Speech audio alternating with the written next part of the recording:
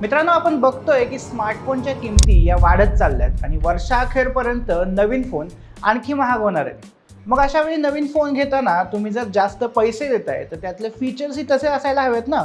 आता तुम्ही बघताय की दर महिन्याला किमान 10 फोन लॉन्च होत आहेत. काही कंपन्या तर एका मॉडेलचं लॉन्च केल्यानंतर त्याला महिनाही होत नाही तोपर्यंत त्याचं सक्सेसर मॉडेल लॉन्च करतात.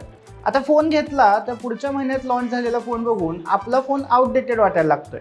पण एकदा फोन घेतला की आपण किमान 3-4 वर्ष तरी तो वापरतोच. आणि सध्या ज्या स्पीडनं फोनच्या किमती वाढत आहेत ते बघितल्यावर तर असं वाटतंय की एक फोन घेतल्यावर नवीन फोन घ्यायचा चान्स 4-5 वर्षांनीच येईल. मग एवढं सगळं असताना आत्ता घेत असलेला फोन तरी त्या लायकीचा हवा ना, की पुढे तेवढी वर्ष वापरायला बरं वाटेल. त्यामुळेच आता 2026मध्ये फोन घेताना नेमकं काय काय चेक करायचं आणि कोणत्या गोष्टी तुमच्या नवीन फोनमध्ये असायलाच हव्यात हे आपण या व्हिडिओमध्ये पाहणार आहोत. व्हिडिओ थोडा मोठा वाटू शकेल, पण सगळा पाहिला तर तुमच्या कष्टाचे पैसे चुकीच्या फोनवर वाया जाणार नाहीत याची गॅरंटी मी देतो. मी सुदेश आणि तुम्ही पाहताय टेक भारी.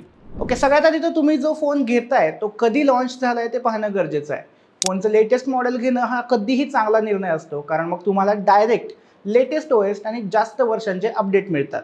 म्हणजे तुम्ही आत्ता 2026चं एखादं मॉडेल घेतलं तर कितीतरी फोनमध्ये Android 16 out of the box मिळतंय. त्यावर 2 ते 3 वर्षांचे अपडेट्स म्हणजे तिथून पुढचे अपडेट्स मिळतात. पण 2025 साली आलेल्या फोनमध्ये Android 15च मिळतंय. त्यावर 2-3 वर्षांचे अपडेट्स प्रॉमिस केलेले असतात.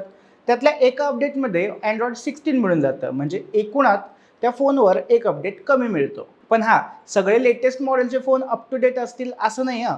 म्हणजे रिअलमीने बघा गेल्या आठवड्यात एक फोन लॉन्च केलाय. आता तो नवीन लॉन्च झालाय म्हणून तुम्ही घ्यायला गेलात तर लक्षात येईल की त्यांनी बजेट सिरीजमध्ये फोन लॉन्च करण्यासाठी चक्क 4G फोन लॉन्च केलाय. आता 2026मध्ये कोण 4G वापरताय काय माहीत. त्यामुळे नवीन मॉडेल घेत असतानाही नीट बघून घ्या, नाही तर परत माझ्यावर नाव घ्या.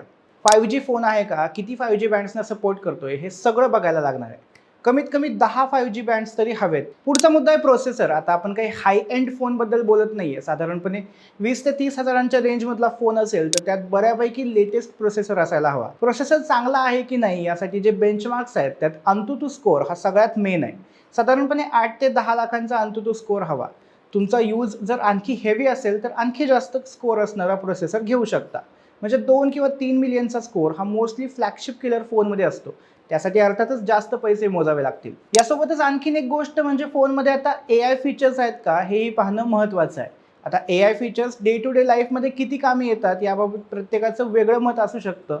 पण लेटेस्ट फोन घेत असताना किमान फोमो होऊ नये म्हणून तरी त्यात AI फीचर्स आहेत का हे नक्की बघा.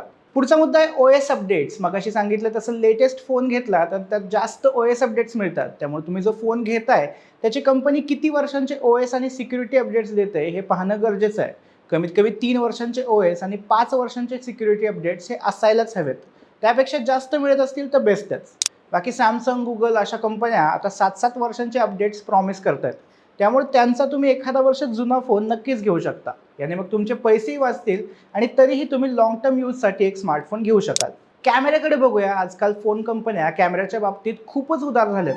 200-300 मेगापिक्सेलचे कॅमेरे, 100x झूम वगैरे फीचर्स आपण देत असल्याचं त्या बोंबलून सांगतात. पण आपल्याला डेली यूजमध्ये त्याची खरंच गरज आहे का हे फोन घेताना लक्षात घ्या. साधारणपणे 50 मेगापिक्सेलचा मेन कॅमेरा आणि 8 मेगापिक्सेलचा दुसरा कॅमेरा, मग तो अल्ट्रा वाईड असो किंवा मॅक्रो असो, एवढा सेटअप पुरेसा आहे. सध्याच्या काळात तर एवढा सेटअप मस्तच आहे.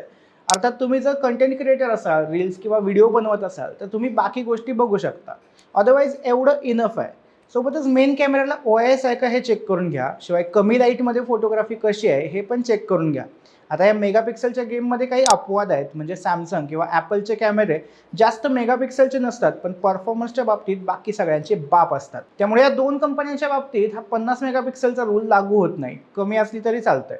बाकी तुम्ही भरपूर फोटो काढले, 4K मध्ये व्हिडिओ शूट केले तर ते सेव्ह करायला स्टोरेज नको का? अगदीच कमी बजेटचा फोन घेत असाल तरीही 128GB स्टोरेज मस्ट आहे. आजकाल काही बहुतांश फोनमधून मेमरी कार्डचा सपोर्ट काढला आहे. त्यामुळे खरं तर 256GB स्टोरेज घेणंच शहाणपणाचं ठरेल. आणि रॅमचं कायच सांगू, रॅममुळे तर सगळा घोळ झाला आहे. स्मार्टफोनच्या आजकालच्या किमती वाढत आहेत त्या रॅममुळेच. त्यामुळे तुम्हाला जर नॉर्मल यूजसाठी फोन घ्यायचा असेल तर 4 ते 6GB रॅम इनफ आहे. थोडा हेवी यूज असेल तर 8 किंवा 12GB रॅम प्रेफर करा. बाकी कितीतरी फोनमध्ये डिजिटल रॅमही मिळते. म्हणजे स्टोरेजमधला काही भाग वापरून रॅम एक्सटेंड करता येते. तुमच्या बजेटमध्ये ते फीचर मिळत असेल तर ते प्रेफर करा. बॅटरीचं म्हणाल तर 5000 mAh एवढी तरी मस्ट आहे. त्यापेक्षा जास्त असेल तर उत्तमच. शिवाय चार्जिंग स्पीड ही किमान 25 ते 30 वॉट एवढा पाहिजे.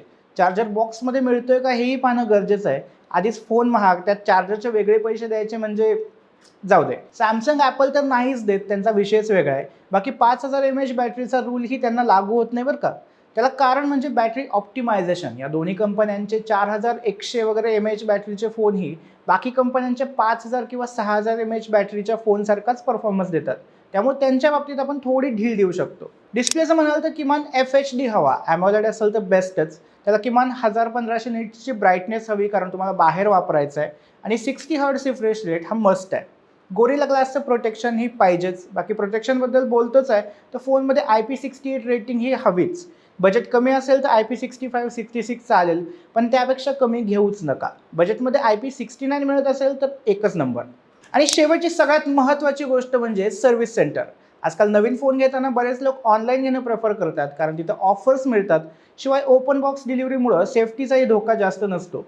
पण अशावेळी तुम्ही ज्या कंपनीचा फोन घेताय त्या कंपनीचं सर्व्हिस सेंटर जवळपास आहे की नाही हे तपासणं गरजेचं आहे. तुम्ही दुकानातनं फोन घेतला तर किमान तुम्हाला तो दुरुस्तीसाठी त्याच दुकानात देता येतो. नंतर मग त्याला सर्व्हिस सेंटरला पाठवण्याची जबाबदारी शक्यतो ते दुकानदार घेतात. पण सगळीकडेच असं होईल असं नाही. त्यामुळे ऑफलाईन स्टोअरमधून फोन घेतानाही सर्व्हिस सेंटरचा विचार करूनच घेणं फायद्याचं ठरतं. बाकी मित्रांनो, नवीन फोन घेताना तुम्हाला कोणती गोष्ट जास्त मॅटर करते हे आम्हाला कमेंटमध्ये नक्की सांगा.